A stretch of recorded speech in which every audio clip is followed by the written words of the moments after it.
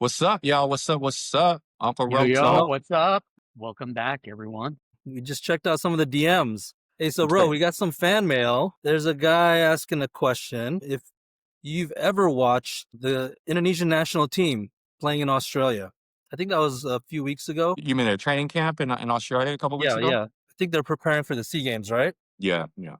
So, I did watch some film. What was the question though? no, they just wanted your thoughts. I think they played 5 games or so, and they wanted to know if you watched any of the games and if just your thoughts on how they're doing. What do you think could benefit the team? Or what they need to work on? Yeah, so the Indonesian national team, from what I know, they spent I think 3 weeks to a month, maybe less, in Australia for training camp. Now their training camp is in preparation for the upcoming SEA Games in December, which will be hosted in Thailand. So they were in Western Australia, and I think they got 5 or 6 scrimmage games against some semi-pro teams there, like NBL, and then some select teams as well, and I think some probably junior teams. So younger teams over there, like a junior national team or something like that, if I'm not mistaken. Hey, Ray, if you have time, can you check on some of the scores, Ray? Yeah, so here what we got on game one, the Indonesian team against the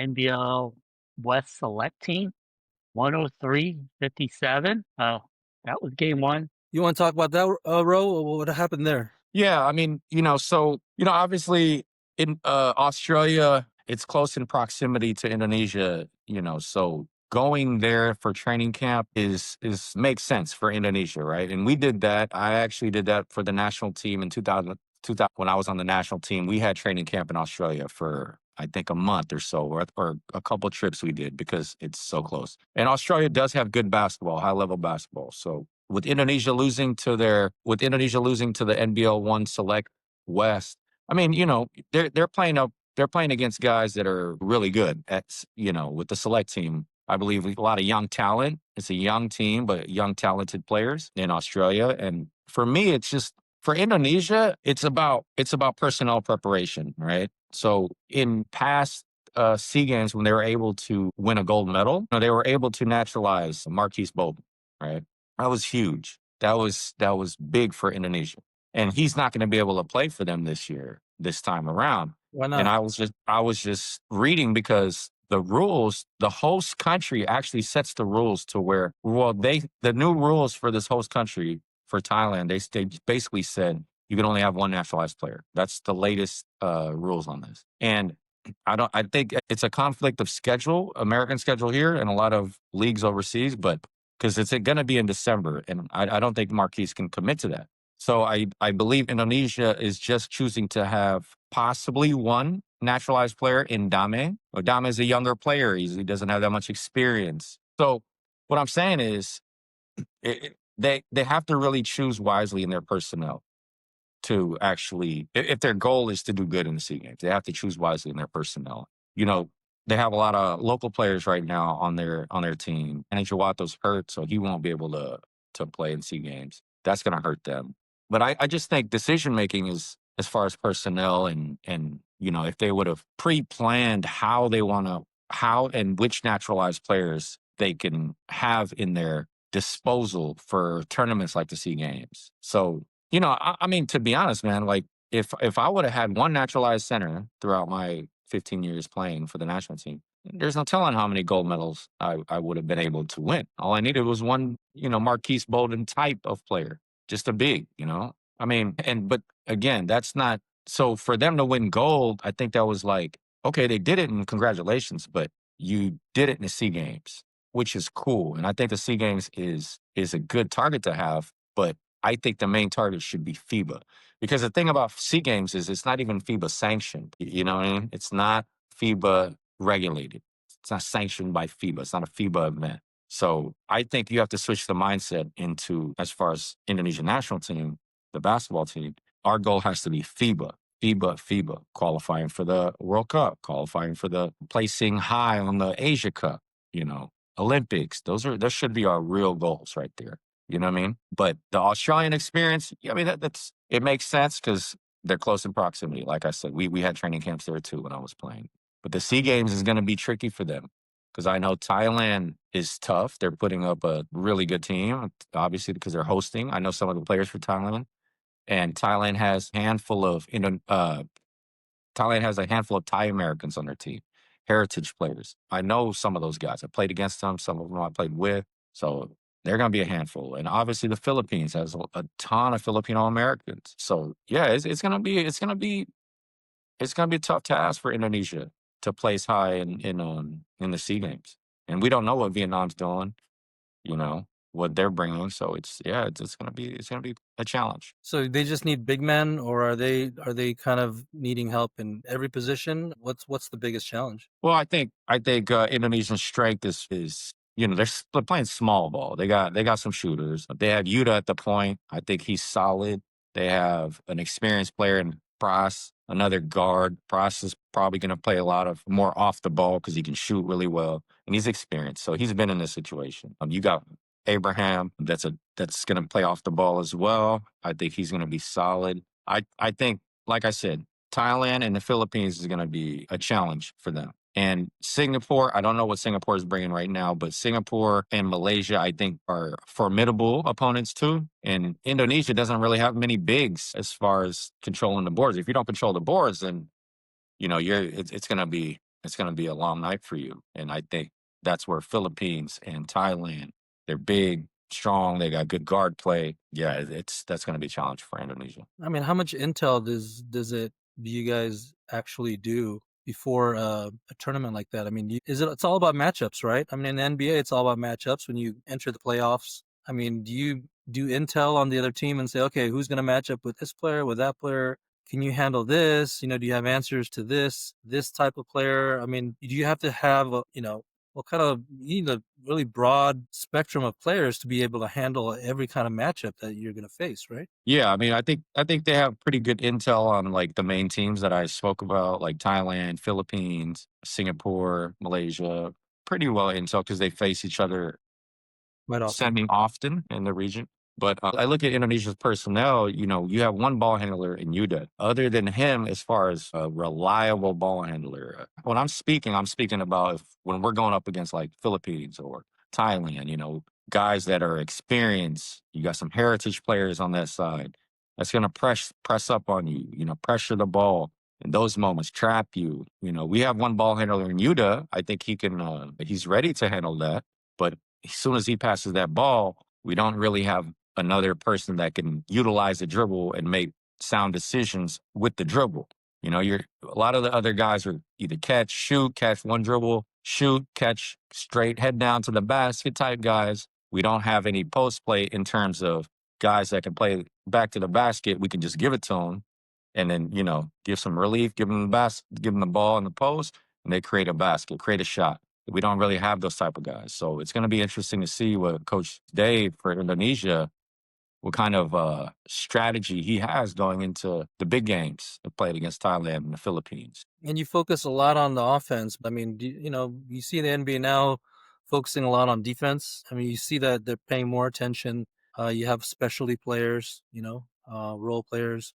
Is that something that would help Indonesia, the national team? Definitely. I mean, what I know is I believe Coach Dave is, he's aware of the situation and his personnel. He's aware that they have to play defense and rebound to have a shot, right? So I think he's probably stressing that to them right now, and they're working on that a lot, their defense. So yeah, it's just for me, a lot of it is habitual, right? Everything in basketball is a game. It's a game of habit. Basketball's a game of habit. So the personnel that he has, are they going to be able to understand the system that he's putting in, right? A lot of them are new to him as well. So you have to have a sense of basketball IQ, quick adjustments, quick understanding as a player to adapt to this new system. So if he's talking about, we got to do this on defense, your IQ level of understanding has to be quick because, you only had a few months to prepare for this tournament. You know what I mean? So if a lot of these guys are stuck to their old habits and ways of understanding the game, I think that's where it could be a problem when a coach like Dave is trying to push a new system and understanding of how we can win uh, and make that a part of these players' habits. You know what I mean? So what would you do then? I mean, it's 1 month away. It's 1 month away Yeah, it's 1 month in away. I December. mean, yeah, Where do you think they'll land as far as placement? I think they have a shot. They have a shot to they have a shot to medal, right? I don't know. I think gold is tough. Silver is going to be tough, but they can do it. But they have a shot to medal, in my opinion. I know, I've heard of talks. They're banking on, Derek Michael being able to play, but that's another thing that they don't understand. When you're in the NCAA season, the Sea Games is in December. It's impossible for a player to get out of his NCAA team and just go play in a non-FIBA sanctioned event. It's just impossible. And if that player were to do that, he wouldn't have enough. His place on the team would be gone. He would lose that position on his NCAA team. If he doesn't get kicked out of his team, the coach will put him on the blacklist. Maybe he won't get any minutes. Yeah, it'll affect his position on his NCAA team. You can't just leave in the NCAA season. It doesn't work like that. So yeah, that's something that Indonesia, I don't think they fully understand that part of it too. Wow, so they have to. I mean, if you want to build a future program for the future, it's like you can't depend on some of the heritage players that's in the NCAA. So because they're always going to be not available. I mean, what do you think are some options that can build the team for the future? Well, I mean, FIBA sanctioned events, you're allowed to have one naturalized player. Each national team is allowed. So I would really start to scout the perfect naturalized player, for Indonesian national team. I believe we need someone that's big, that can kind of do a lot of different things. He has great mobility, rebound well, run the floor well, block shots well, and score. He can get a bucket at any time. So we're looking at a guy that's ex NBA or has some NBA experience, maybe some EuroLeague experience, that's super athletic, talented, that can get a bucket at any time with size. I believe that's what Indonesia needs. I believe that's what the national team needs. Whenever we're getting pressed, because I don't think there's that many guards in Indonesia that can handle pressure at that level, as the international level. We're speaking about the local guards, right? There's not that many. So whenever you're getting pressed, we can have our naturalized player bring the ball up this big, that can clear the floor out. He can cross it half court, bring it to half court, and then we can start our system, because that's so important for our personnel. Yeah, he has to be someone that's committed to the country, and that we can rely on, as in terms of, we have this tournament in December or January, and you're locked in. You're gonna play, and that's something that has to be understood from the beginning, and then you know, so they don't run to any issues. So that's a key for Indonesia. That is a huge key for Indonesia. So like about the Indonesian national team that has training camp in Australia. I think one of the big key things that they can gain from that is just developing a stronger mentality as they're going up against guys that are stronger, quicker, bigger, younger than them. Developing the mental aspect of the game is so important for these Indonesian players, because they don't get this in large quantities and consistently in Indonesia. They're Hmm. not getting it in the IBL, because some of them are playing big minutes. They're not getting it in the off season, which us here in the States, we obviously we continue to compete, year round, 24/7 against high level competition. That's how you really build a mental toughness of the game, and IQ and things like that. So, that it's good for them to be in Australia, and even though they're getting beat, they won a couple games. That's good. So it's good for them to develop that mental toughness as well as the IQ for the game. But they Did need you that ever on get consistent. nervous? Did you ever get nervous playing? Especially you're representing your country and everything like that. Was it a bigger pressure Did I get nervous playing where? when you have these international Oh, tournaments, events, and no. Me, I mean, nervous, like game nervous, normal game nervous, that's always good for you. That's a healthy nervous, but like nervous because I'm playing against Europeans or Australians, never. I mean, no, of course not. I grew up here in the States, and, I've seen the best of the best, played against the best of the best, so, we had training camp in Australia before, we had training camp in Europe, and it's nah. I actually really enjoyed those experiences, because it gave me a different kind of challenge, because the challenges I was getting 10 years out of the 10 months out of the year in Indonesia, it got kind of boring in a sense. You're seeing the same people, same competition. So yeah, going to Europe, training in Australia for me when I was still playing, I really, really enjoyed that. So Really enjoyed. when you play against international competition, do you feel like you have an edge over the Indonesian local players? Yeah, I live for international competitions. And I mean, yeah, every time I got on a national team and we were in FIBA Asia Cup, Olympic qualifiers, wherever, I really felt like I was in my own element. I was in my world. I'm playing against other countries, or if we're at club team international tournaments, I'm playing against other Americans. Yeah, I'm in my element, man. And yeah, that's a lot of the coaches in Indonesia that are still coaching today, and they were some of my coaches, assistant coaches, head coaches when I was still playing for the national team. They know, I took it to a different level when it came to the national team when we played internationally. Did you lead the team differently too? I mean, was it more frustrating to kind of like rally the team? You said coaching, like was coaching different for the coaching staff when you have these international games? Yeah, I I'm sure mean, yeah, the pressure is different, I'm sure, versus yeah, the IBL. the pressure's very different, and then you really get to understand like who's built for this and who's not built for this, you know? And I seen that from the beginning when we first, played outside of Indonesia. I was like, okay, these guys aren't ready for this type of environment and level of competition. And for me, I really thrived off it because one, the referees were calling it the way I was used to them calling it here in America, more so than in the domestic league in the IBL. I was able to play my game. I was able to lower my shoulder. I was able to create space by contact without getting called an offensive foul like they did in the IBL to me. I really had to adjust my game in the IBL, but when we were playing in international competitions, I was in my element for real. And So that's what yeah, you mean by earlier IQ and kind of the experience. yeah, All yeah, kind of. the speed of the game, the pace of the game was more of my rhythm than it was when I was playing in the IBL, the domestic league. There's levels to this, man. There's levels to this basketball game. And a lot of guys understand it, but too many guys don't. You know? Has the national team ever practiced in the U.S.? Yeah. They actually have done a number of training camps here in the US. I did too. We did a training camp in the Mamba Academy at the time, Sports Academy in California.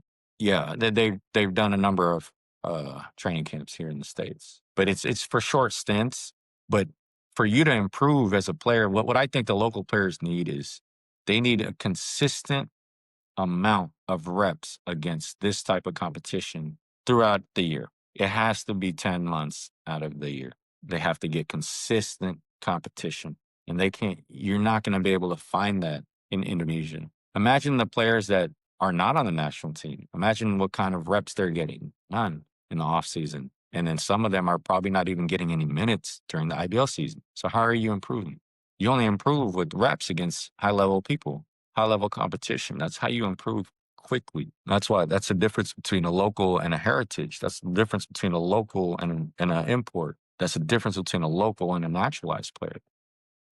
We live this. We do this on a consistent basis. We're getting heavy reps, tough competition throughout the year since we were 8, 9 years old. And that builds a certain type of mental toughness and basketball IQ that you can't get over there with those kind of reps. Just can't get it. That's the difference. Well, let's hope we can do that. Let's hope we can. The national team can improve, with that understanding. And I want to speak on one more thing too. Like before I ever came to Indonesia in 2003, when the owner of Aspak gave me a call, and I didn't even know anything about Indonesia basketball. I didn't even know Indonesia had basketball. I was 23 years old and I got a call from Aspak, and the only thing I told him was just guarantee me that you'll put me on the national team. Because in my head, I didn't really care about the time. I didn't really care about the domestic pro league. I wanted to represent Indonesia on the international stage. No one outside of Indonesia really understands or knows Indonesia basketball or even has it. But I wanted to put respect on Indonesia basketball's name internationally. That was my goal. And shout out to Kim Hong for Aspa, the owner, he actually was true to his word and he put me on the national team and I was able to do that. You know, for me right now, all I want to do is help the national team. That's always been something I had inside me to have other countries respect Indonesia basketball. And that's all I'm trying to do is help them. You know, if they receive my help, great. If they don't want it, that's also fine with me, you know? That's cool. I don't have any dog in this fight, but I know I played for the national team. I bled for the national team. I represented the national team the best I could. And a lot of countries know Indonesia basketball and respect it, you know, now. And I would like to hope I was a part of that. And if I could give back to it right now as a person, as me today, that's what I'm trying to do. But if they don't want it, it's cool too. You know what I mean? Nice, nice. Well, thanks for the good insight. Cool. I think we're gonna start expanding our kind of a question answer posts or shows. So yeah, hopefully we'll look over more of our DMs and maybe they can ask you random questions, get your expertise, get your opinion on a lot of different questions. So yeah, Sure. send Let those. me let me let me just say to everybody that watches Off of Road Talk, all you fans of basketball, anything, whatever you want to talk about, feel free to DM us, DM our page, and ask any question that you want, and we'll answer your questions as soon as possible. Keep it going.